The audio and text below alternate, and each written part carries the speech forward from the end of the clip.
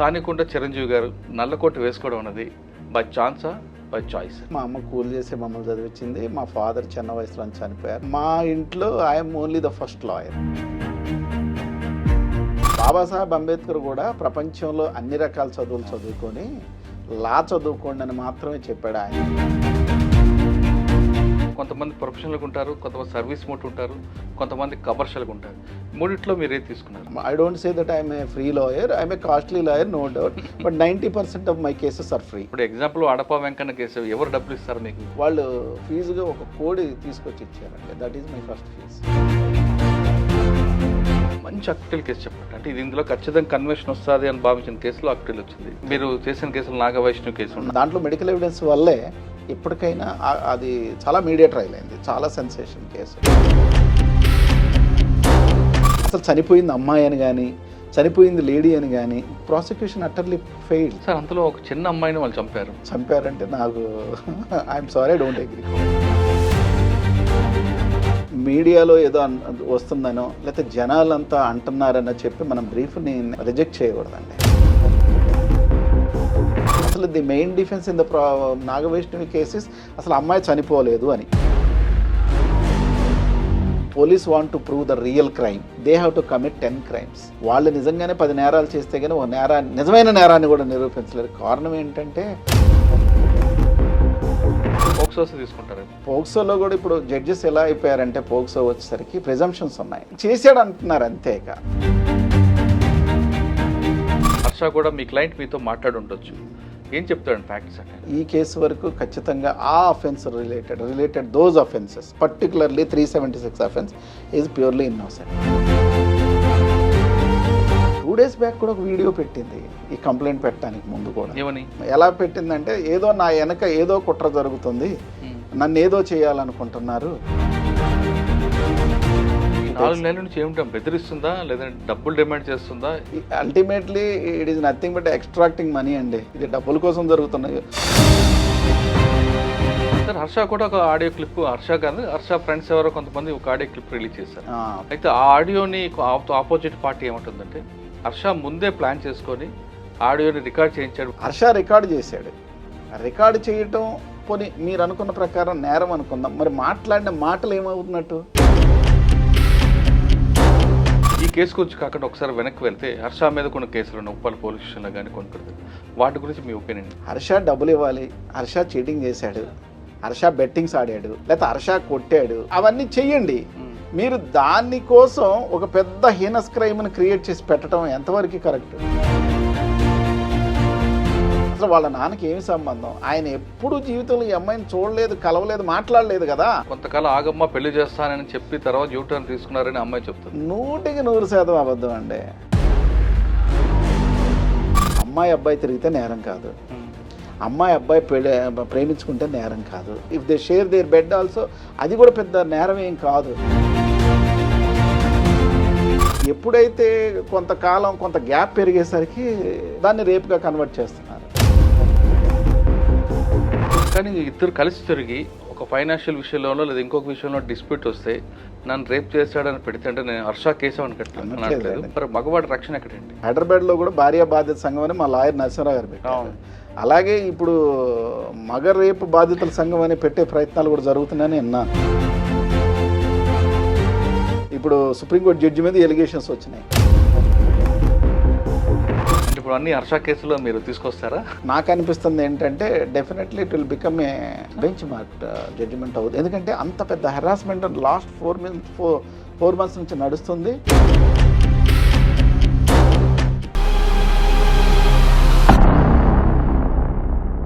Welcome to rights up. ఈ వారం మన గెస్ట్ ప్రొఫెషనల్ డిఫెన్స్ అడ్వకేట్. ఆయన పోలీసుల మీదే 302 పెట్టేలా వాదించిన అడ్వకేట్. ఆయన పట్టుకున్నారంటే ఖచ్చితంగా ప్రాసిక్యూషన్ ఎక్కడ ల్యాబ్స్ ఉన్నాయో చూసుకున్న తర్వాతే ఆ కేసుని తీసుకుంటారు.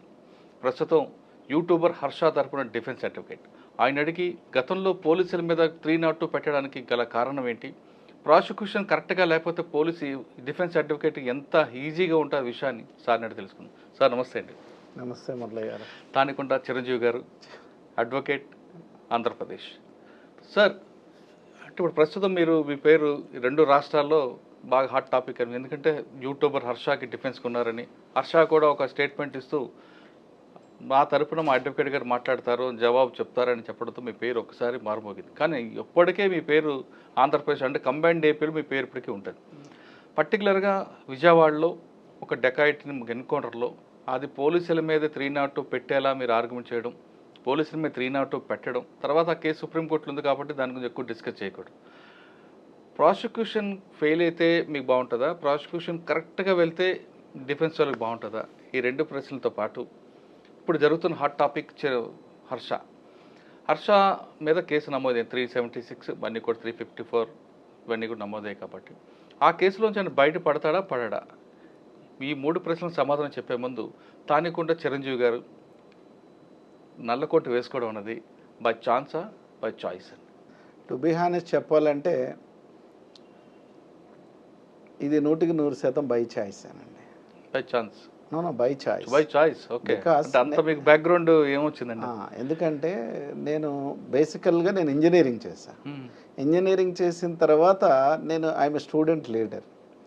ఒకసారి ఫ్యామిలీ బ్యాక్గ్రౌండ్ చెప్పండి. అమ్మ నాన్న వాళ్ళకి? మా అమ్మ కూలేనండి. మా అమ్మ కూలి చేసి మమ్మల్ని చదివించింది. మా ఫాదర్ చిన్న వయసులో చనిపోయారు. నాకు ఒక బ్రదర్ ఉన్నారు, ఒక సిస్టర్ ఉన్నారు. ఇక్కడ విజయవాడలోనే ఉంటారు. మా ఇంట్లో I'm only the first lawyer. నేను లా చేసిన తర్వాత ఇప్పుడు నాకు 3 పిల్లలు ఉన్నారు. నా 3 పిల్లలు కూడా లాయర్లే. లాయర్ ఫ్యామిలీ మీరు? Lawyer family. ఇప్పుడు మా ఇంట్లో almost 11 members of the lawyers. So law నాకు ప్యాషన్ అయిపోయింది. ప్యాషన్ అయిపోయింది. అంటే బాబాసాహెబ్ అంబేద్కర్ కూడా ప్రపంచంలో అన్ని రకాల చదువులు చదువుకొని లా చదువుకోండి అని మాత్రమే చెప్పాడు. ఆయన ఎకనామిక్స్ చదివాడు, సైన్స్ చదివాడు, టెక్నాలజీ చదివాడు, వాట్ నాట్ ఎవ్రీథింగ్. బట్ ఆయన he suggested only to study law. So I love law. Okay. అంటే మన హక్కులు కాపాడుకోవడం లా అన్నది కనిపిస్తుంది. ఎవరైతే హక్కులు కాలు రాస్తారో వాళ్ళని నిలదీసే హక్కు కూడా లాలో కనిపిస్తుంది. ఇది నోబుల్ ఇష్యూ కాబట్టి, నోబుల్ టాపిక్ కదా. It is a noble profession. ఎందుకంటే anything and everything is law in this country. Not only in this country, in the world. Everything is law. ఏదైనా సరే మీరు ఏది చేయాలన్నా సరే you have to, there are some rules, some regulations by the law. So law is such an important course. And moreover మీరు ఇందాక అడపా Venkanna case ఎత్తారు కదండి, దాంట్లో ఒక మాట చెప్తా. అది it is a big sensation case. ఒక అతన్ని తీసుకొచ్చి నెట్ట నిలువున కాల్ చేసి, ఇప్పుడు సీతారామయ్య గారు దాంట్లో కమిషనర్, అప్పుడు విజయవాడ పోలీస్ కమిషనర్గా ఉన్నప్పుడు జరిగిన ఇన్సిడెంట్ అది. ఇప్పుడు హైకోర్టులో ఈ పోలీసుల మీద 302 కట్టమని ఆర్డర్ వస్తే పోలీసులు ఇప్పుడు సుప్రీంకోర్టులో ఛాలెంజ్ చేసి, సుప్రీంకోర్టులో స్టే ఉంది. దాంట్లో చచ్చిపోయిన పద్మనాభరెడ్డి గారు అమికస్ క్యూరీ. అవునా? ఆయన amicus curiae. Court have some doubts. అప్పుడు ఏం చేయాలి ఏంటి ఆ గైడ్లైన్స్ కూడా Padmanabha Reddy garu amicus curiae. Fortunately I was the advocate for it and it was a recorded judgement. అచ్చా, అడపా వెంకన్న కేసు కన్నా ముందు మీరు ప్రొఫెషనల్గా తీసుకున్నారు కాబట్టి, అంటే సాధారణంగా మీరు ఫ్యాషన్గా వచ్చారు కాబట్టి కొంతమంది ప్రొఫెషనల్గా ఉంటారు, కొంతమంది సర్వీస్ మోడ్ ఉంటారు, కొంతమంది కమర్షియల్గా ఉంటారు. మూడిట్లో మీరు ఏది తీసుకున్నారు? 90% of my cases are free అండి. ఆల్మోస్ట్ నేను I don't say that I'm a free lawyer, I'm a costly lawyer, no doubt. But 90% of my cases are free. అది మీ దగ్గరకు వచ్చిన కిందకి చిన్న స్థాయిలో వస్తుంటారు కదా, వాళ్ళని డబ్బులు ఇస్తారు? అంతేనండి. మోస్ట్లీ నేను I never refuse my brief for the cause of money. ఇప్పుడు ఎగ్జాంపుల్ అడపా వెంకన్న కేసు ఎవరు డబ్బులు ఇస్తారు మీకు? ఎవరు ఇవ్వలేదు. ఇవ్వకపోగా దాంట్లో మాకే చాలా ఇవైపోయినాయి. పాపం తనకి పిల్లలు కూడా ఉన్నారు, వాళ్ళ వైఫ్ వాళ్ళు కూడా దే ఆర్ చాలా భేద పరిస్థితిలోనే ఉన్నారు. సరే, అడపా వెంకన్న కేసు కన్నా ముందు మీరు తీసుకున్న గురువుగారు ఎవరు? ఫస్ట్ తీసుకున్న కేసు ఏంటి? నేను తీసుకున్న ఫస్ట్ కేసు నాదంటారా? మీ గురువుగారు ఎవరండి సీనియర్? నేను అంటే ఇంకా చెప్పాలి అంటే గురువు లేని విద్య గుడ్డిది అంటారండి. నేను పర్టికులర్గా ఒక చోట కూర్చొని ప్రాక్టీస్ చేసేది కూడా ఏం లేదు. నాకు ఉన్న ఒక అడ్వాంటేజ్ అంటే నేను ఐఎమ్ ఏ వరాషియస్ రీడర్. నాకు చదవటం ఫస్ట్ నుంచి చదవటం బాగా అలవాటు. It helps me lot in my profession. More over ఇప్పుడు నా ఫస్ట్ కేసు అడిగితే చాలా ఇప్పటికీ నాకు బాగా గుర్తుంది. నేను గీతంలో ఇంజనీరింగ్ చేశాను. విశాఖపట్నం గీతంలో ఇంజనీరింగ్ చేశాను. మూర్తి గారు ఆ రోజుల్లో నేను చెప్పాను కదా, I'm from a poor background. Murthy గారే నాకు ఫీజు కట్టేవాళ్ళు. గోల్స్పాడ్ మూర్తి గారు. గోల్స్పాడ్ మూర్తి గారే ఫీజు కట్టారు. సరే మా కాలేజీలో ఒక స్వీపర్ వచ్చింది, బ్లడ్తో వచ్చింది. ఏంటమ్మా అంటే మా ఆయన కొట్టాడు అని. సరే పదాన్ని తీసుకెళ్ళాం, కంప్లైంట్ కట్టాం. 3వ రోజు వచ్చింది మళ్ళా, ఏంటి ఏమైందమ్మా అంటే అయ్యా మా ఆయనకు బెయిల్ వేయాలయ్యా. ఎందుకు మరి నిన్ను కొట్టాడు, ఇంత హింస పెట్టాడు కదా, అయ్యా వాడు ఏదో తాగి కొట్టాడు అయ్యా, పిల్లలు కూడా నిద్రపోవట్లేదు. మళ్ళీ నేనే బెయిల్ పెట్టి తీసుకొచ్చాం. అంటే కంప్లైంట్ నేను లాయర్, ఐఎమ్ ఏ లాయర్. వాళ్ళు ఫీజుగా ఒక కోడి తీసుకొచ్చి ఇచ్చారండి. That is my first fees. కోడి, ఆ కోడిని పెంచారా కోసుకుని తిన్నారా? కోసుకోవటమే కదా, కోసుకో సార్. అంటే ఫస్ట్ ఫీజు వచ్చింది కాబట్టి కోసుకుని తిన్నారు అంతే. అంతేనండి సార్. అసలు మీరు లాయర్ కాకముందు ఈ ప్రొఫెషన్లో రావాలని ఎందుకు అనుకున్నారు? చెప్పాను కదండి, నేను చాలా నేను స్టూడెంట్ లీడర్గా ఉండేవాడిని. స్టూడెంట్ లీడర్గా ఉన్నప్పుడు నా మీద కూడా అనేక కేసులు అయినాయి. ఈ ఉద్యమాలు, నేను ఎంఆర్పిఎస్ వీటిలో కూడా చాలా వాటిలో పనిచేశాను. నా మీద కేసులు అవ్వటం, నేను ఉదయం వెళ్ళి సాయంత్రం వరకు కోర్టులో ఉండటం, చాలామంది లాయర్ల ఔన్నత్యాన్ని స్వయంగా తెలుసుకోవటం, ఇవన్నీ చూసి చేద్దాం ప్రొఫెషన్, నేనే లాయర్ అయిపోయాను. ఓకే. ఫస్ట్ కేసు కోడి కేసు. తర్వాత మీ జర్నీలో చాలా అక్విటల్ ఉంటాయి, కన్వెన్షన్ ఉంటుంది. ఉంటాయండి. మంచి అక్విటల్ కేసు చెప్పండి. అంటే ఇది ఇందులో ఖచ్చితంగా కన్వెన్షన్ వస్తుంది అని భావించిన కేసులో అక్విటల్ వచ్చింది. అదేవిధంగా ఇందులో అక్విటల్ అవుతున్న case convention. Number of cases అండి, చాలా కేసు. మీరు చేసిన కేసులు నాగవైష్ణవి కేసు. నాగవైష్ణవి కేసులో కూడా కొంతవరకు నేను నడిపాను, ఆర్గ్యుమెంట్ స్టేజ్లో వచ్చాను, మెడికల్ ఎవిడెన్స్ అవన్నీ నేను చెప్పాను. అది కూడా నాకు చాలా అంటే హ్యాపీయెస్ట్ కేసే. ఎందుకంటే దాంట్లో మెడికల్ ఎవిడెన్స్ వల్లే ఎప్పటికైనా అది చాలా మీడియా ట్రయల్ అయింది, చాలా సెన్సేషన్ కేసు. అతను వాళ్ళకి ఊరేస్తారని రకరకాలుగా అన్నారు, కానీ అది ఏం జరగలేదు because of only medical evidence. ఏమైందండి మెడికల్ ఎవిడెన్స్? ఆ మెడికల్ ఎవిడెన్స్లో అసలు నాగవైష్ణవి చనిపోయిందని కానీ, అసలు చనిపోయింది అమ్మాయి అని కానీ, చనిపోయింది లేడీ అని కానీ prosecution utterly failed.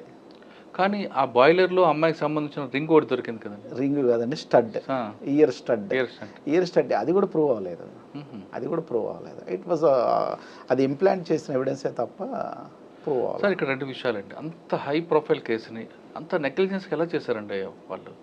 Sir problem ఏంటంటేనండి, first of all police doesn't have enough paraphernalia. And moreover ఏమవుతుందంటే, ఒక కేసు వచ్చేసరికి ఒక ఆఫీసర్ ఒక కేసు మీద ఫోకస్ చేసేసరికి ఇంకో కేసు వస్తుంది. సో సబార్డినేట్కి ఇస్తారు, సబార్డినేట్ టు సబార్డినేట్, మళ్ళీ దాంట్లోంచి దీంట్లో, ఇలాగే తప్ప మనకి ఇన్వెస్టిగేషన్ డిపార్ట్మెంటు అంటూ పోలీస్ డిపార్ట్మెంట్లో ప్రత్యేకమైనది ఏం లేదు. దాంతో రొటీన్గా రెగ్యులర్గా వాళ్ళు ఇన్వెస్టిగేషన్. నాగవైష్ణవ్ కేసులో ప్యూర్లీ ప్రాసిక్యూషన్ ఫెయిల్డ్, అంటే io utterly failed. But conviction ఎలా వచ్చింది అంటే it is a different story, it is a long discussion, long debate. Okay sir. అందులో ఒక చిన్న అమ్మాయిని వాళ్ళు చంపారు, మేనమామ తెలియదండి. చంపారంటే నాకు I'm sorry, I don't agree. Okay, మీరు డిఫెన్స్ చనిపోయింది. అటువంటి కేసు మీరు తీసుకున్నప్పుడు మీకు కొంచెం బాధ అనిపించలేదా, ఒరే చిన్న అమ్మాయిని చంపారు వీళ్ళని? సార్ మీరు ఏంటంటే అసలు ఫస్ట్ ప్రిన్సిపల్, మీడియాలో ఏదో వస్తుందనో లేకపోతే జనాలంతా అంటున్నారనో చెప్పి మనం బ్రీఫ్ని రిజెక్ట్ చేయకూడదండి. రిజెక్ట్ చేస్తే ఇట్ ఈస్ అనెథికల్ అవుతుంది, అది it's not professional ethics. You should not deny the brief on the basis of public opinion. And more over, ఇప్పుడు నాగవైష్ణవి అనే అమ్మాయి చనిపోయింది. అమ్మాయి చనిపోయింది అని ప్రాసిక్యూషనే ప్రూవ్ చేయలేకపోయింది. అసలు the main defence in the Nagavaishnavi cases అసలు అమ్మాయి చనిపోలేదు అని, అమ్మాయి చనిపోలేదన్నదే డిఫెన్స్.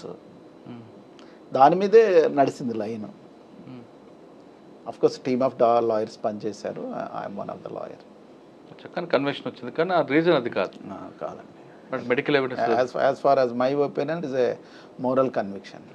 ఓకే, ఇంకేమున్నాయండి మంచి కేసులు చెప్పండి? చాలా ఉన్నాయండి. ఏదో ఒకటి రెండు చెప్పండి. ఎక్కడ డిఫెన్స్ ప్రాసిక్యూషన్ ఫెయిల్ అయింది? పర్టికులర్లీ మీరు ఈ Satyambabu case, Ayesha Meera case, Vijayawada is the place where sensation case all. అయితే ఎలా అవుతుందంటేనండి, ఇప్పుడు నేను చాలా కోర్టులో చాలామందికి చెప్పాను, if police want to prove the real crime, they have to commit 10 crimes. వాళ్ళు నిజంగానే 10 నేరాలు చేస్తే కానీ ఒక నిజమైన నేరాన్ని కూడా నిరూపించలేరు. కారణం ఏంటంటే మీరు 24 గంటల్లో ఒక ముద్దాయిని తీసుకొచ్చి అరెస్ట్ చేయించాలి. How it is possible? అసలు మనం ఊహించగలుగుతాం ఒక ముద్దాయిని తీసుకెళ్ళి 24 గంటల్లో ఎందుకు అండర్ 167 24 అవర్స్లో అది అవ్వదు. ఇప్పుడు అలాగే ముద్దాయిని ముట్టుకోకూడదు, ముద్దాయిని ఎలా పడితే అలా కూడా ఇంటరాగేట్ చేయకూడదు. అది ఈ రోజుల్లో అయ్యేది కాదు. మన policing, CrPC, criminal rules of practice ఒకటి కాదు, వాళ్ళ ఇష్టం. అండ్ మోర్ ఓవర్ ఎక్కడ కూడా సాక్ష్యం ఉంచేటట్టు పోలీస్ కన్నా, లాయర్ల కన్నా, సొసైటీలో చాలామంది కన్నా కూడా క్రిమినల్స్ తెలియగలవాళ్ళు.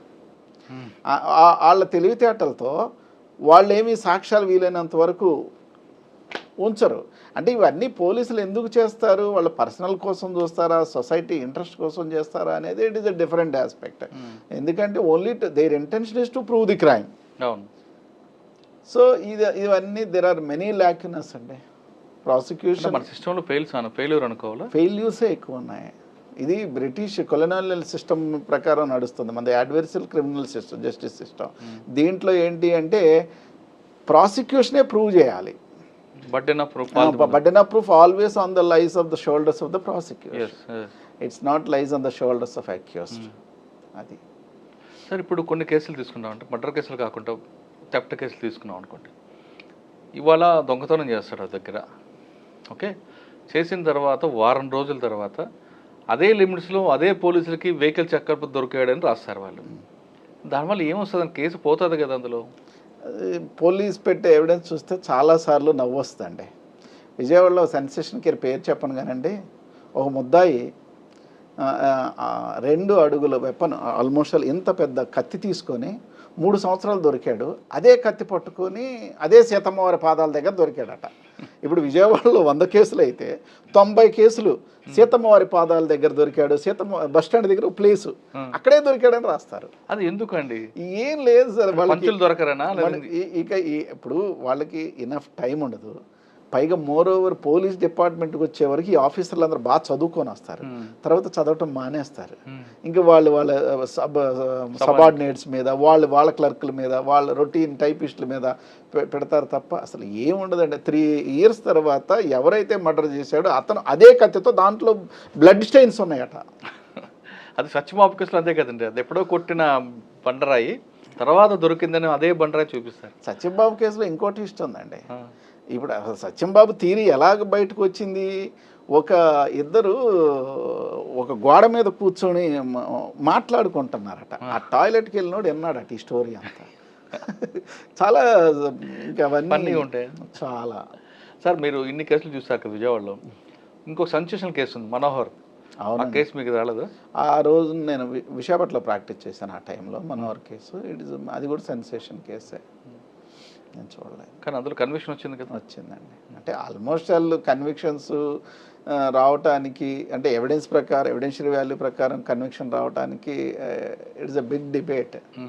సార్ విజయవాడలో మీరు ఫస్ట్ ప్రాక్టీస్ స్టార్ట్ చేశారు, విశాఖపట్నం ప్రాక్టీస్ చేసి 2010 నుంచి విజయవాడలో ప్రాక్టీస్. విశాఖపట్నంలో మీకు బాగా గుర్తుండిపోయిన కేసు చెప్పండి, కన్విక్షన్ ఒకటి, అక్విటల్ ఒకటి. విశాఖపట్నంలో ఈ థెఫ్ట్ కేసు అంటే ఇప్పుడు నా ప్రాక్టీస్కి వచ్చేసరికి మీరు ఇందాక అడిగారు కదా, మీకు ఇలాంటి కేసు తీసుకోవటానికి మీకు మనసు ఎలా ఒప్పింది, అసలు మీరు ఎలా ఇవన్నీ. నాకు చాలామంది ఫ్రెండ్స్ కూడా నేను చేసే కేసులు ఇవన్నీ చూసి ఓ డాక్టర్ ఫ్రెండ్ అన్నాడు. ఆ డాక్టర్ ఫ్రెండ్ ఏం అడిగాడంటే, అసలు నువ్వు ఇన్ని కేసులు వింటున్నావు కదా, నీకు నిద్ర ఎలా పడుతుంది? అసలు వాళ్ళు వచ్చి ఏడుస్తారు, వీళ్ళు వచ్చి పగలగొట్టారు, ఏంటంటో చెప్తున్నా, అసలు నీకు నిద్ర ఎలా పడుతుంది? నేను నవ్వు వదిలేసా. ఒకరోజు అనుకోకుండా నేను వాళ్ళ హాస్పిటల్కి వెళ్ళా. Is orthopaedician. హాస్పిటల్కి వెళ్తే మార్నింగ్ 9 o'clock వెళ్తే ఎక్కడున్నా బాస్ అంటే నేను థియేటర్లో ఉన్నానండి. నేను కోర్టుకి లే కమ్ అని నేను థియేటర్కి వెళ్ళా. ఆ థియేటర్కి వెళ్తే బాడీ హారబుల్గా ఉంది, కన్ను ఏదో ఇలా వచ్చేసింది, సర్జరీ చేస్తున్నారు వాళ్ళు, కాలు పగిలిపోయింది, బాడీ చూడగానే ఒకలాగా అనిపించింది. చూసిన తర్వాత యూ వాంట్ కాఫీ అన్నాడు. బ్రేక్ఫాస్ట్ చేసి వచ్చాను, అట్లీస్ట్ హ్యావ్ కాఫీ అన్నాడు. వద్దులే అన్నాను. ఈలోపు వాళ్ళ సిస్టర్ డాక్టర్ టిఫిన్ వచ్చింది అన్నాడు. జస్ట్ వెయిట్ అని ఆ పక్కన కూర్చొని చేతులు కడుగేసుకొని భోజనం చేసి టిఫిన్ చేసి కాఫీ తాగుతా మాట్లాడుతున్నాడు మామూలుగా. మరి ఒక కామన్ మ్యాన్ ఇంత పెద్ద యాక్సిడెంట్ బాడీతో కళ్ళు పళ్ళు అతను కోమాలో ఉండి ఇవన్నీ రకరకాల బాడీ ఇరిగి ఈ కామన్ మ్యాన్ చూసుకొని అసలు భోజనం తినగలడా? నేను అప్పుడు చెప్పా నువ్వు ఇప్పుడు నువ్వు ఎలాగ టిఫిన్ చేయగలుగుతున్నావో నేను కూడా I'm enjoying the same with my profession boss అని చెప్పా. అలాగా ఇప్పుడు 2 రకాల కేసులు నేను జనరల్ చేయడానికి ఇష్టపడినండి. ఒకటి డెకాయిటీ కేసులు, 2 చిన్నపిల్లలకి అగెనిస్ట్గా కేసులు చేయటం నాకు మనస్సాక్షిగా ఇష్టం ఉండదు, నేను చెయ్యను. కూడా చిన్నపిల్ల కదా, అదే నేను చెప్పేది. నాగవైష్ణవి ఖచ్చితంగా చిన్నపిల్లే. నాగవైష్ణవి వెనక చాలా పెద్ద కాన్స్పిరసీ ఉంది. అసలు ఏం జరిగింది అనేది ఇప్పుడు కొంత సబ్జుడీస్ కూడా అవుద్ది, ఎందుకంటే ఇంకా అది అప్పీల్లో కూడా ఉంది, ఇంత మించి మాట్లాడకూడదు. కానీ నాగవైష్ణవిని చిన్నపిల్ల కేసుగా తీసుకోవటానికి వీల్లేదు. దాంట్లో చాలా పెద్ద కాన్స్పిరసీ ఉంది, చాలా అదర్ థింగ్స్ ఇన్వాల్వ్ అయ్యి ఉన్నాయి. అది ఇట్స్ అ బిగ్ రికార్డ్. కానీ మీ దగ్గరికి మాత్రం డెకాయిట్ కేసు కానీ క్రైమ్ అగేన్స్ట్ చిల్డ్రన్ ఇస్తే మాకు అగేన్స్ట్ చిల్డ్రన్ కేసులు నేను చేయను. పోక్సో కానీ పోక్సో తీసుకుంటారేమో. పోక్సో కూడా చాలా తక్కువ అండి. ఎందుకంటే పోక్సోలో కూడా ఇప్పుడు జడ్జెస్ ఎలా అయిపోయారంటే పోక్సో వచ్చేసరికి ప్రిజంప్షన్స్ ఉన్నాయి. చేశాడు అంటున్నారు అంతే, ఇక ప్రిజంప్షన్. ఇక నువ్వు చేయలేదని పోక్సో కొంచెం ఈ క్రిమినల్ జస్టిస్ సిస్టంలో కొంచెం accused has to prove his innocence. He has to prove. Burden proof accused మీద ఉంటుంది, అతనే ప్రూవ్ చేసుకోవాలి. అండ్ పెద్దగా ఎవిడెన్స్తో కూడా పని లేకుండా చిన్నపిల్లలు కదా వాళ్ళు చెప్పలేరు కదా అని ఒక ప్రిజంప్షన్ తీసుకొచ్చి. సార్ పోక్సో కేసులో కంప్లైంట్ తీసుకున్నప్పుడు జడ్జి మీద మనసారి స్టేట్మెంట్ రికార్డ్ అప్పుడు ఉమెన్ ఆఫీసర్ ఉండాలా, మేల్ ఆఫీసర్ ఉండాలా? ఉమెన్ ఆఫీసర్తో పాటు వాళ్ళ మదర్ కూడా ఉండాలి. Not only women officer must. Even POCSO కాదు, ఈవెన్ 376 ఆల్సో అగెనెస్ట్ ఉమెన్ ఆఫీసరే రికార్డ్ చేయాలి. ఈవెన్ 161 కూడా ఉమెన్ ఆఫీసరే రికార్డ్ చేయాలి. కానీ కొన్ని కేసులు తీసుకుంటే మీరు చెప్తున్న కేసుల్లో కొన్నిట్లో చేస్తున్నారు, మేలు చేస్తున్నారు. దానికి ఏదో సబ్స్టిట్యూట్ అంటారు, వాళ్ళు అక్కడ ఇంకెక్కడ సమ్వేర్ ఎంగేజ్ అంటారు, ఇంకా అవన్నీ. ఇప్పుడు మీరు చెప్పిన హర్ష కేసులో కూడా, మీరు వాదించిపోయే హర్ష కేసులో కూడా స్టేట్మెంట్ రికార్డ్ చేసింది ఐఓ సమ్మరెడ్డి, మేల్ ఆఫీసర్. మరి అది టెక్నికల్గా పోయే అవకాశం ఉంది కదా. ఇప్పుడు దాంట్లో at the end of filing of charge sheet మళ్ళీ మనం మాట్లాడుకుందాం, చాలా వస్తాయి. మీరు ఇప్పుడు మనకి అందరికీ తెలిసిందే కదా, it will not come under the regular 376. It's a technical rape. కొంతకాలం హర్ష టాపిక్ వచ్చింది కాబట్టి చెప్పండి.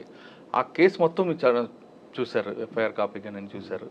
హర్ష కూడా మీ క్లయింట్ మీతో మాట్లాడి ఉండొచ్చు, ఏం చెప్తాడు ఫ్యాక్ట్స్ అంటే? హర్ష ఈ కేసు వరకు ఖచ్చితంగా ఆ offence related those offences, particularly 376 offence is purely innocent.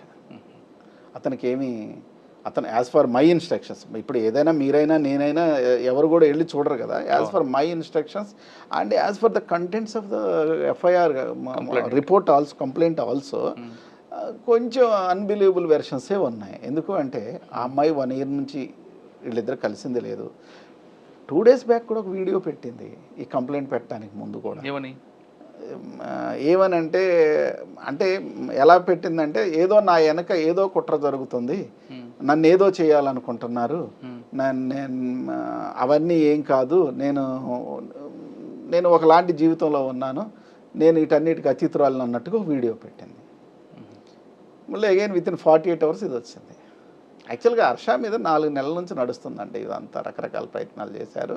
నేను మీకు చెప్పినట్టు this is the last attempt, ఇది ఫైనల్ అటెంప్ట్. చాలా అటెంప్ట్లు, బెట్టింగ్స్ అన్నారు, అసలు చేస్తున్న వీడియోస్ కరెక్ట్ కాదన్నారు, చాలా అన్నారు. అవన్నీ కొంచెం రిఫ్యూట్ చేసుకుంటూ వచ్చేసరికి మరి this is the final call.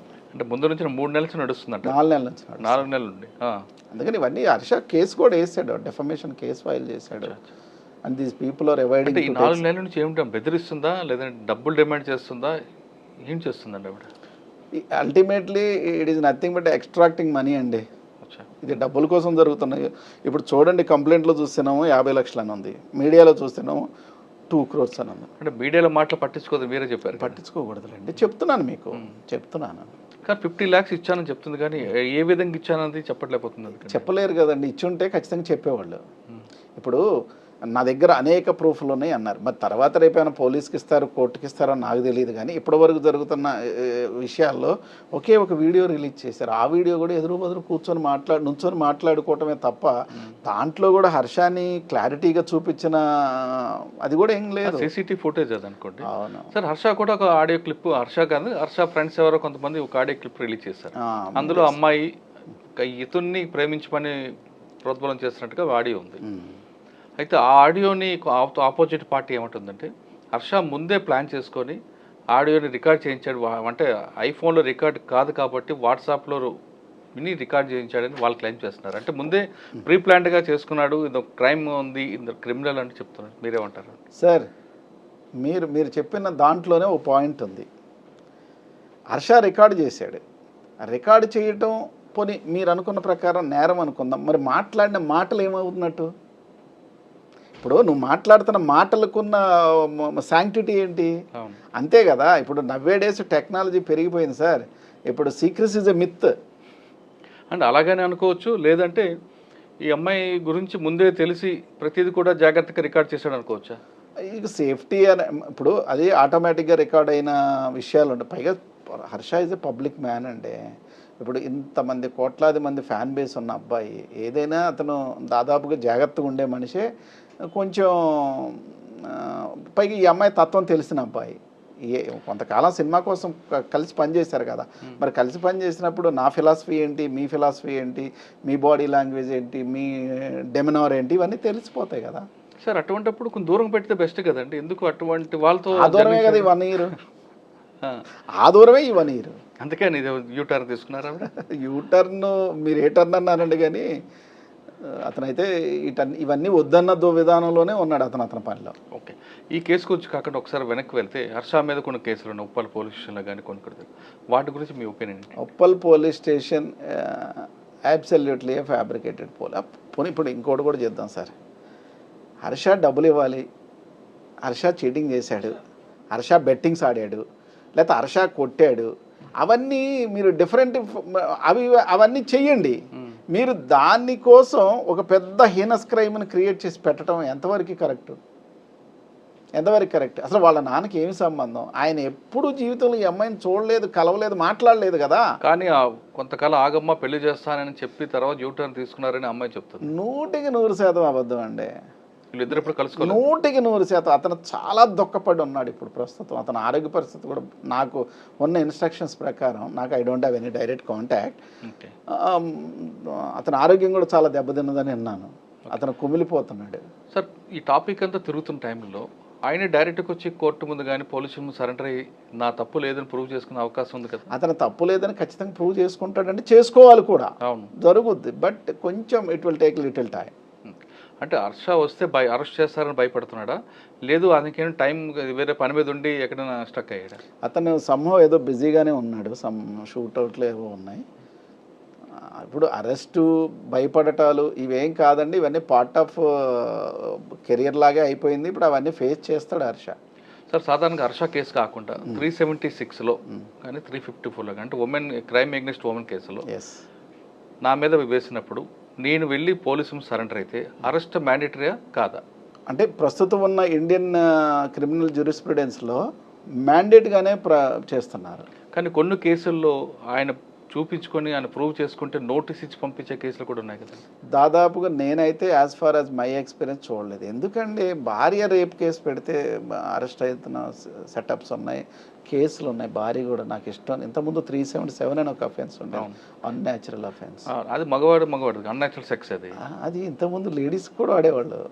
అది అచ్చా, మా అర్థమైందిలేండి. అన్యాచురల్ సెక్స్ అందు లేడీస్ మీద కూడా లేడీ కూడా ఇచ్చేవారు ఖచ్చితంగా. ఎందుకంటే కొహాబిటేషన్ దేర్ ఆర్ సమ్ ఇది ఉంటుంది. దాని ప్రకారం కాకుండా మీరు జంతువులా ప్రవర్తిస్తే it will come under 377. Okay, right. ఆ కేసులో కూడా అందులో అంటే అరెస్ట్ చేసేది, ఎందుకంటే హీనియస్ క్రైమ్ అది. ఇప్పుడు ఒక అబ్బాయి కలిసి తిరుగుతారండి. తిరిగిన తర్వాత అమ్మాయికి చాలా ఫైనెస్ట్ క్లాసిఫికేషన్ ఉందండి. అబ్బాయి తిరిగితే నేరం కాదు, అబ్బాయి ప్రేమించుకుంటే నేరం కాదు, అబ్బాయి కొంచెం దూరం ఇంకొంచెం వాళ్ళిద్దరు ఇంటిమేట్గానో లేకపోతే if they participate something if they share their bed also, అది కూడా పెద్ద నేరం ఏం కాదు. ఇప్పుడు ఏం జరుగుతుందంటే ఇష్టం ఉన్నంత కాలం నడుస్తూ, ఇష్టం ఉన్నంత కాలం చెలరేగుతూ, ఒకళ్ళని ఇష్టం లేకపోయినా చూసుకుంటూ, ఎప్పుడైతే కొంతకాలం కొంత గ్యాప్ పెరిగేసరికి దాన్ని రేపుగా కన్వర్ట్ చేస్తున్నారు. అంతే తప్ప ఇదేమి రేపు అండి? కూల్ డ్రింక్లో టెక్నికల్ రేప్ అంటారు. కూల్ డ్రింక్లో మత్తు ఏంటి, ఆ మత్తులో ఈ సెక్స్ ఏంటి, దీన్ని వీడియో షూట్ చేయటం ఏంటి, ఇవన్నీ ఏంటండి? ఇవన్నీ నాన్ సెన్స్. చిన్నపిల్లల కంటే చాక్లెట్ ఇస్తాం తీసుకెళ్ళి రేప్ చేస్తే అది మనం నమ్మొచ్చు, కాదనట్లేదు. అటువంటి వాళ్ళు ఖచ్చితంగా శిక్ష పడాలి. కానీ ఇద్దరు కలిసి తిరిగి ఒక ఫైనాన్షియల్ విషయంలోనో లేదా ఇంకొక విషయంలో డిస్ప్యూట్ వస్తే నన్ను రేప్ చేశాడని పెడితే, అంటే నేను హర్ష కేసు అనట్లేదు, జనరల్గా జరుగుతున్న కేసులు తీసుకుంటే మరి మగవాడి రక్షణ ఎక్కడండి? ఇప్పుడు దీనికోసం నాకు తెలిసి త్వరలో ఇప్పుడు హైదరాబాద్లో కూడా భార్య బాధ్యత సంఘం అని మా లాయర్ నరసింహరావు గారు పెట్టారు. అలాగే ఇప్పుడు మగ రేపు బాధితుల సంఘం అని పెట్టే ప్రయత్నాలు కూడా జరుగుతున్నాయని విన్నాను. రేపు బాధితుల సంఘం చేస్తా. ఎందుకంటే ఇప్పుడు మీ టూ అనేది మెన్ టూ రావాలి, మెన్ టూ కూడా వస్తుంది. రావాలంటారు? రావాలి కదండి. ఇప్పుడు సినిమా ఫీల్డే కాదండి, ఎక్కడో ఫీల్డ్ కూర్చొని మాట్లాడుకుంటారు. What not every field. ఇప్పుడు సినిమా ఫీల్డే కాదు, మీడియా కాదు, జ్యుడిషియరీ కాదు, ఇప్పుడు సుప్రీంకోర్టు జడ్జి మీద ఎలిగేషన్స్ వచ్చినాయి.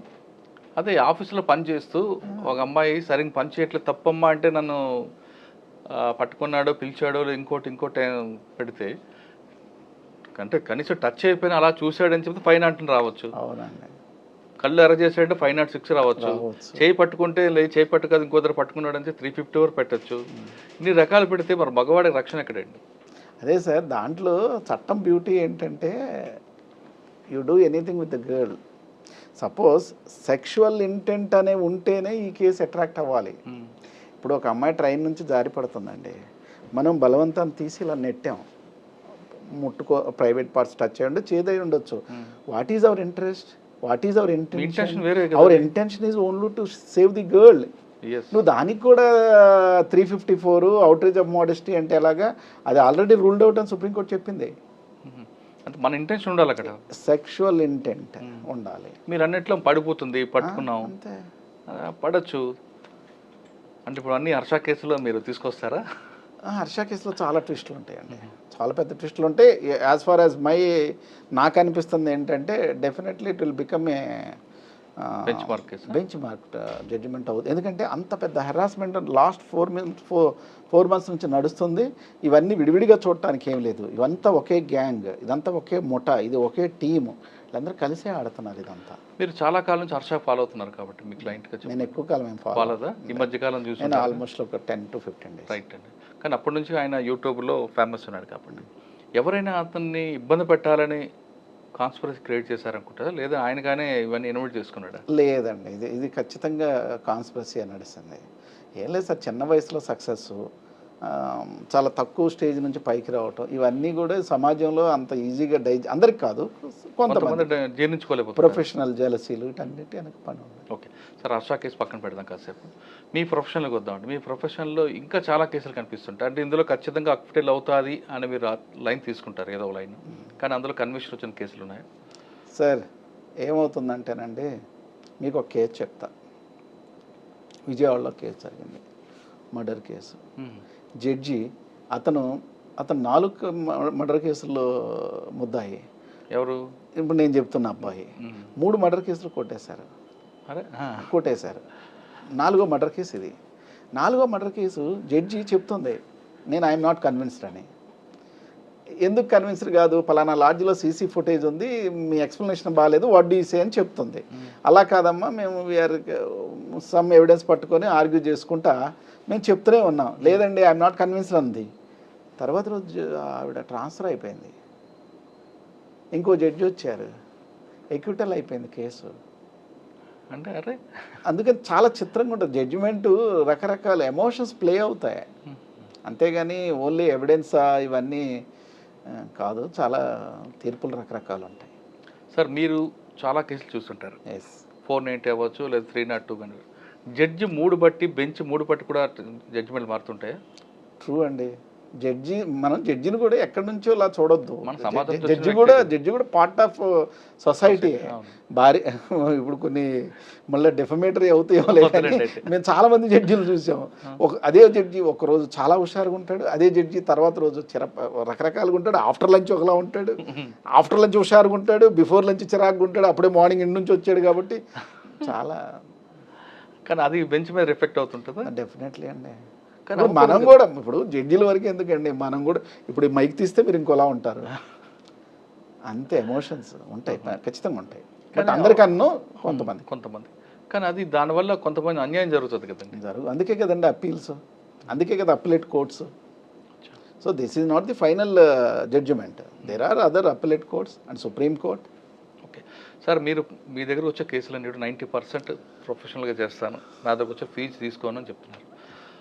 మీ దగ్గరకు వచ్చే కేసులన్నీ కూడా చాలా మంది పేదలు కనిపిస్తుంటారు, దొంగతనం చేసిన వాళ్ళు వీళ్ళు వస్తారు, రకరకాలు అంటే అన్యాయాలు చేసిన వాళ్ళు రారు అన్న కానీ రకరకాల వాళ్ళు బాధితులు.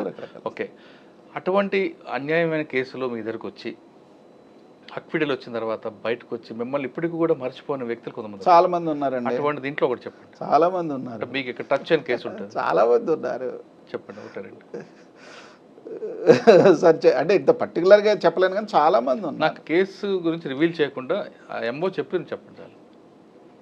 విక్టిమ్ కానీ ఆ అక్యూజ్డ్ పేర్లు రివీల్ చేయక్కర్లేదు. ఇప్పుడు అన్నవరం దేవస్థానం ఉంది కదండి, అన్నవరం దేవస్థానంలో ఒక అతను ఉన్నాడు. అతని పేరు వద్దులేండి. అతను 2.5 ఏళ్ళు బెయిల్ లేకుండా జైల్లోనే ఉన్నాడు. అది నాకు కోర్టు ఇచ్చిన బ్రీఫ్, స్టేట్ బ్రీఫ్ అంటారు, అంటే ఫ్రీగా చేస్తారు. కోర్టు కూడా ఏదో డబ్బులు ఇచ్చదు, వాయిదాకి 500. నేను ఆ కేసు చేశాను. అది ఎక్విటల్ వస్తుందని నేను కూడా ఎక్స్పెక్ట్ చేయలేదు. ఎక్విటల్ వచ్చేసింది. 2.5 సంవత్సరాలు బెయిల్ లేకుండా ఉన్నాడు. అంటే బెయిల్ వేయలేదు ఎవరు? అయ్యో, సత్యంబాబుకి 8 years బెయిల్ లేదు. ఇప్పుడు ఈ నేరానికి ఎంతకాలానికి బెయిల్ అన్నది ఏం లేదు మురళి గారు. ఇప్పుడు 6 రోజుల్లో మర్డర్ కేసులో నేను బెయిల్ తెచ్చింది ఉంది, 4 ఏళ్ళు తేలేకపోయింది కూడా ఉంది. అన్నవరం గురించి చెప్పండి. అతను అది ఒక కోడల్ని మర్డర్ చేసిన కేసు. అది on the spur of moment, ఏదో టిఫిన్ పెట్టలేదని ఏదో జరిగి మర్డర్ అయిపోయింది. సరే అయిపోయింది. కొడుకు ఇతను మీద, కొడుకుకి ఈ తండ్రి వల్ల ఇది జరిగిందని చెప్పి కొడుకు వదిలేశాడు. కొడుకు లాయర్ని పెట్టుకున్నాడు, చాలా కాస్ట్ లాయర్ని. ఇతనికి ఎవరు లేడు. సరే నేను ఇతను బ్రీఫ్ తీసుకున్నాను, కొట్టేశారు కేసు. జడ్జిమెంట్ వచ్చేసింది. ఆ రోజు నాకు నమస్కారం పెట్టి, ఇంక నేను మీకు కనపడను సార్ అన్నాడు. ఎక్కడికి వెళ్తున్నావు అన్న. నేను ఒకవేళ బయటకు వస్తే అన్నవరం వెళ్ళిపోదాం అనుకున్నానండి. అన్నవరం సత్యనారాయణ స్వామి నేను నమ్ముకున్నాను, నేను మీ దయ సత్యనారాయణ స్వామి గారి దయ, అక్కడికి వెళ్ళిపోతాను అన్నాడు. అక్కడికే వెళ్ళిపోయాడు. అప్పుడప్పుడు ఫోన్ చేస్తూ ఉంటాడు, సార్ అన్నవరం మీరు వైజాగ్ వెళ్తూ ఉంటారు కదా సార్, ఒకసారి అన్నవరం చూడండి సార్ అని. 1-2 సార్లు టచ్ చేశా కూడా. అంటే లాయర్కి అండి చాలా బ్యూటిఫుల్ ప్రొఫెషన్ అండి ఇది. We can do anything, we can do miracles, we can do, అసలు ఎంత సర్వీస్ కావాలంటే అంత సర్వీస్ చేయొచ్చు. సార్ ఇందులో ఈ ప్రొఫెషన్ అనేది నోబెల్, దానికి పెంచింది. డబ్బు కోసమే ఈ వృత్తిలోకి వస్తాను అంటే this is not correct profession. ఇందులో నిత్యం విద్యార్థి ఇది. మీరు ఎంత చదువుతున్నా దీంట్లో రకరకాలు కనిపిస్తుంటాయి. ఎంత చదువుతున్నా ఏదో స్టేట్మెంట్కి వస్తుంది. కానీ మీ ప్రొఫెషనల్లో గతంలో తీసుకుంటే లాయర్ అనగానే సీనియర్ అడ్వకేట్ దగ్గర రాత్రి 11-12 వరకు కూర్చొని ఆ ఫైల్స్ చూసి జడ్జిమెంట్ కాపీలు చదివిన సిచ్యువేషన్ ఉండేది.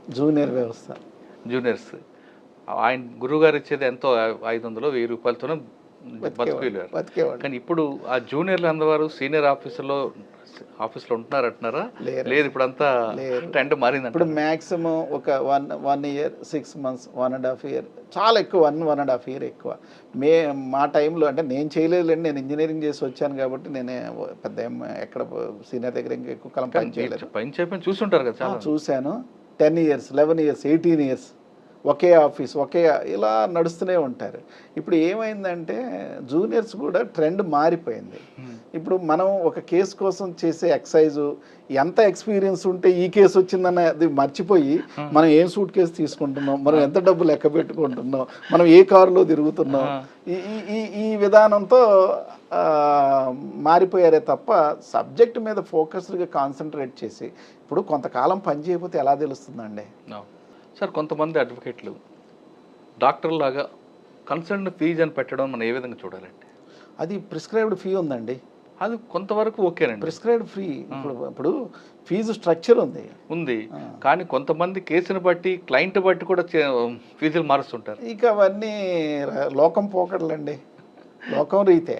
మీరు లాయర్ని కూడా, ఇప్పుడు లాయర్ని కానీ జడ్జిని కానీ మీరు సమాజానికి దూరంగా ఏం చూడొద్దు. They are also part of. ఇప్పుడు మీరు చెప్పండి, మీ చిన్నప్పుడు ఎప్పుడైనా 100 రూపాయలు చూసి ఉంటారా? చూడలేదు. నేనే చూడలేదు. 100 రూపాయలు అంటే ఎంత పెద్ద డబ్బు. ఇప్పుడు మారిపోయింది, అసలు మారిందండి. కానీ మనం గతం మర్చిపోవాలి. మీరు నేను ఎగ్జాంపుల్ తీసుకుందాం. మీరు చూడలేదు 100 రూపాయలు, నేను చూడలేదు అసలు. కానీ మన స్టేజ్ పెరిగిన తర్వాత 100 రూపాయలు కాదు కదా, 1000 రూపాయలు చూసాం, 5000 రూపాయలు చూసాం, 5,000 రూపాయలు కూడా కనుమరుగైపోయింది. కానీ మనలో యాటిట్యూడ్లో ఏమాత్రం మార్పు రాలేదు. కానీ కొంతమంది డబ్బులు రాగానే నడమంతుడు సీర్ అంటారు కదా, ఆ విధంగా తయారవుతున్న వాళ్ళకి నయా రిచ్ పీపుల్ తయారైపోయారు. ఇక అవన్నీ మారిపోతున్నాయండి, అంతే. ఇళ్ళు పెద్దగా ఉంటున్నాయి, జనాలు తక్కువ ఉంటున్నారు, మనుషులు మనసు దూరం అయిపోతుంది. ఇంకా ఇవన్నీ మీకు ఫ్యామిలీ కోర్టులో కనిపిస్తాయండి. ఫ్యామిలీ కోర్టుకి వెళ్ళి కూర్చుంటే విచిత్రమైన కేసులు అండి. ఎంత దారుణమైన విధానాలు నడుస్తాయండి ఫ్యామిలీ కోర్టు. ఫస్ట్లో నేను ఫ్యామిలీ కోర్టులో కేసులు చేసేవాడిని కాదు. ఈ డివోర్స్ కేసులు ఇవన్నీ నాకు ఇష్టం ఉండేది కాదు. కానీ ఎన్నని అవాయిడ్ చేస్తా. ఎవరు చూసినా ఆల్మోస్ట్ ఇప్పుడు జనాలు, మురళి గారు మీరు గమనిస్తే రోడ్ల మీద మర్డర్లు చేసుకోవడం మానేశారు. ఎక్కువ శాతం చూసుకోండి, ఇంట్లోనే మర్డరు. భార్య భర్తని, భర్త భార్యని, తండ్రి కొడుకుని, కూతురు అన్నని, లేకపోతే ముసలమ్మని మనవడు, లేకపోతే ఇవే తప్ప బయట క్రైమ్ తగ్గిపోయింది. మానవ సంబంధాలని ఆర్థిక సంబంధాలకు మారిపోయి అంటారు. చెప్పినట్టే చాణక్యుడు చెప్పినట్టే అన్నీ ఆప్యాయత, అనురాగం అంతా ఒక బూటకం అని. సార్, మీరు ఫ్యామిలీ కోర్టులో చాలా కేసులు చూసారంటారు కదా, డైవర్స్ అనేది ఇద్దరి మధ్య ఈగో వల్ల వస్తుందంటారా, లేదా వేరే ఇష్యూగా వస్తుందంటారా? ఇప్పుడు లేటెస్ట్ ట్రెండ్ ఈగోనేనండి. ఇప్పుడు లేటెస్ట్ కేవలం మిస్అండర్స్టాండింగ్స్, తెలియనితనము, ఎక్కువ ఊహించుకోవటం. అంటే ఎక్కువ ఊహించుకుంటారు. అంటే భర్త అంటే మొత్తం జ్యూస్ చేసి తాగేద్దాం అనుకుంటారు. ఇప్పుడు మగవాడు కూడా అలాగే అనుకుంటారు. అదే భార్య అంటే మొత్తం స్లేవ్. ఈ తను పైగా కంబైన్డ్ ఫ్యామిలీ లేకపోవటం, చెప్పేవాళ్ళు లేకపోవటం, అప్పటి వరకు పెద్ద పెద్ద చదువులు చదువుకొని ఉండటం, అప్పటి వరకు ఇప్పుడు పెద్ద పెద్ద పోస్టులో ఉండటం. ఇప్పుడు మేము ఇంటికి వెళ్తే ఏముందండి, ఇంటికి వెళ్తే తండ్రి పాత్ర, భర్త పాత్ర, కొడుకు పాత్ర, అంతకు మించి ఏముంటుంది. నేను లాయర్ని అంటే ఎలా కుదురుద్ది, ఇంట్లో కుదరదు, అవన్నీ అవ్వదు. అదే ఏ రోల్ అంతే ఆ ప్రొఫెషన్ అంటే పర్సనల్ కలపకూడదు అంటారు. సార్, చాలా కేసుల్లో చూస్తుంటే వీళ్ళిద్దరి మధ్య ఈగోకి పిల్లలు ఉంటే పిల్లలు సఫర్ అవుతారు కదండి. అదే ప్రాబ్లం అండి. అందుకే ఆ చిన్నపిల్లలకి అగెన్స్ట్ కేసులు చేయలేకపోవటానికి కూడా కారణం అదే.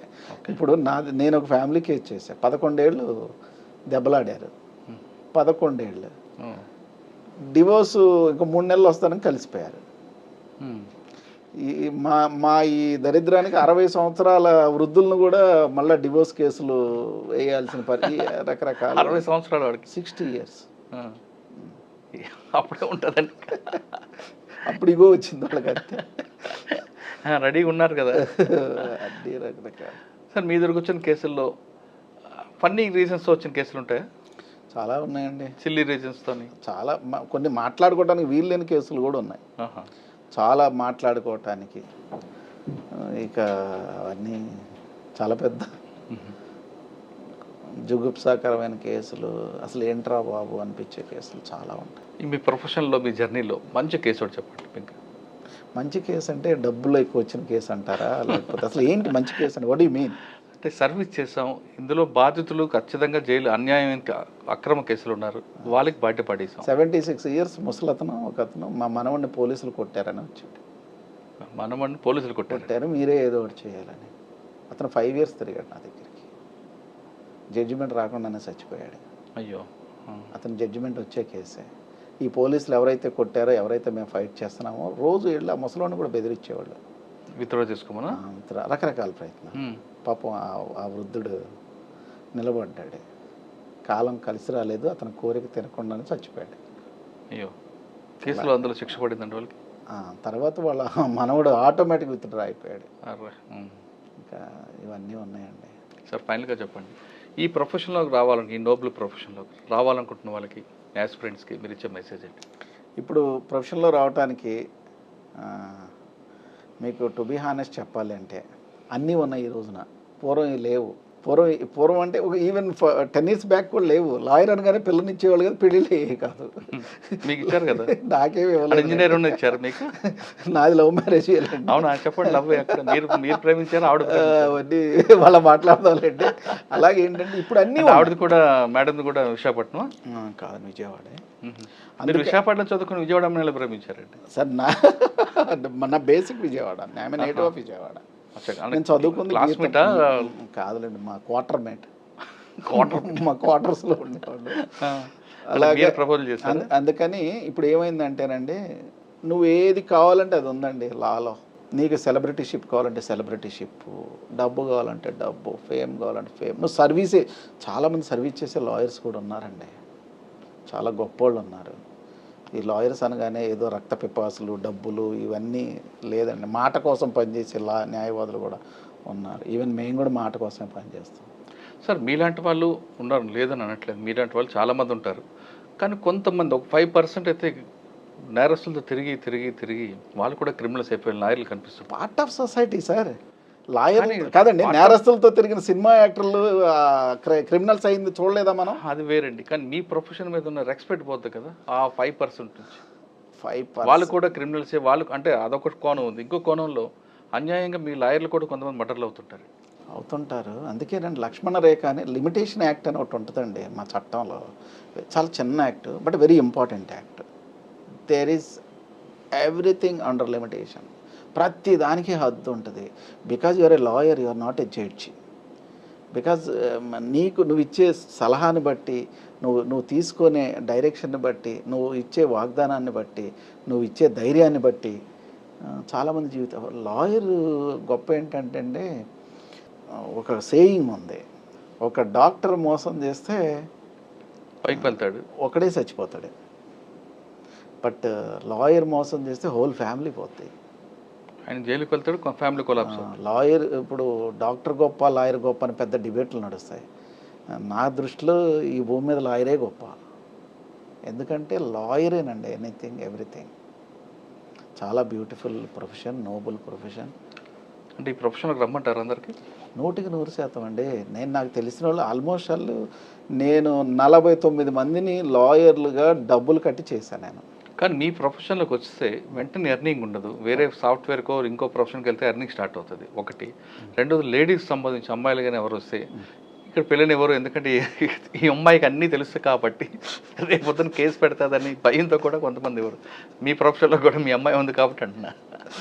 అలా లేదులేండి, ఇప్పుడు మారిపోయినాయి డైనమిక్. ఇప్పుడు కాలేజ్, ఇప్పుడు law is nowadays costliest profession course అండి. ఇప్పుడు ఇంతకుముందు అలా కాదు. లాయర్ ఖాళీ లేని వాళ్ళు చదివేవాళ్ళు. ఎక్కడ ఇప్పుడు యూనివర్సిటీలో ఉండాలనుకోండి, ఇంక ఏం కోర్సులో రాకపోతే లా జాయిన్ అయ్యేవాళ్ళు ఊరికినే. అంతేగాని ఇప్పుడు అలా కాదు, కాస్ట్లీస్ట్ కోర్సు. మీరు అనుకున్న డైనమిక్స్ మారిపోయినాయి. ఇప్పుడు అంత ఈజీగా లేరు లాయర్స్. కానీ అమ్మాయిలు లా చేస్తే పిల్లలు ఇవ్వడం, అబ్బాయిని ఇవ్వడానికి వాళ్ళు భయపడుతుంటారు కదా. కొంతవరకు నిజమే కానీ బట్ నాట్ అబ్సల్యూట్. ఎందుకంటే అమ్మాయికి అన్నీ తెలుస్తాయి కాబట్టి. తెలుస్తాయిలేండి. నా దృష్టిలో అమ్మాయి డైనమిక్గా అన్నీ తెలుసుకోవాలండి అబ్బాయిల కంటే కూడా. లా ప్రొఫెషన్లో రండి, పేద ప్రజలకు న్యాయం చేయాలంటే ది బెస్ట్ ప్లాట్ఫామ్ లా అంటున్నారు చిరంజీవి గారు. ఇప్పుడు డాక్టర్ కానీ అన్యాయం చేస్తే ఆ ఇంట్లో ఒకరే డెడ్ బాడీ వెళ్తుంది. కానీ లాయర్ కానీ మాట తప్పు చేస్తే ఆ కుటుంబం మొత్తం కొలాప్స్ అవుతుంటే మంచి కొటేషన్ ఇచ్చారు. ఇది తానేకొండ చిరంజీవి గారితో ఎక్సలెంట్ ఇంటర్వ్యూ. వచ్చే వారం మరొక ఇష్టం మళ్ళీ కలుద్దాం. అంతవరకు నమస్తే. Thank you sir. Thank you. Thanks for your opportunity. Thank you.